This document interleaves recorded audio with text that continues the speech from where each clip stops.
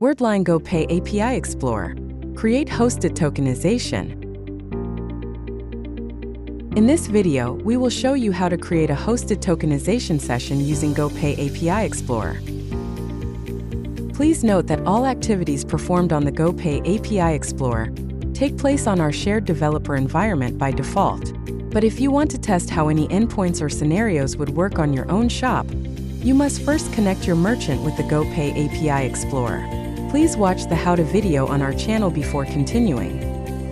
To create a hosted tokenization session, first open the Create Hosted Tokenization folder and select the Post Basic request. Then, click Send to create a hosted tokenization session. If you receive a 200 response, it means you've successfully created a hosted tokenization session.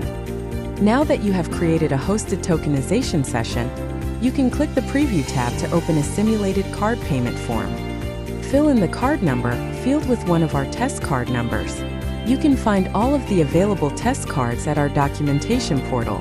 Then, fill in the cardholder's name, expiry date, and card verification code fields. You can add any value you want to those fields as long as it meets their basic validation criteria.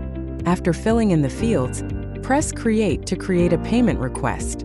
The API Explorer will then open the Post Create Payment endpoint and automatically add your hosted tokenization session's ID to the post request.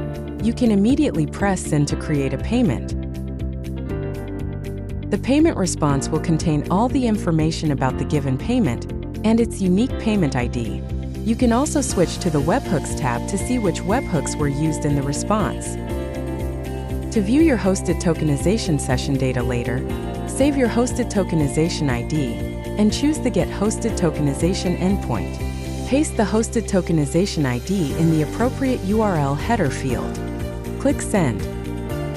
The returned response will contain the details of your hosted tokenization session. Try out the GoPay API Explorer now, or learn more on the official documentation portal.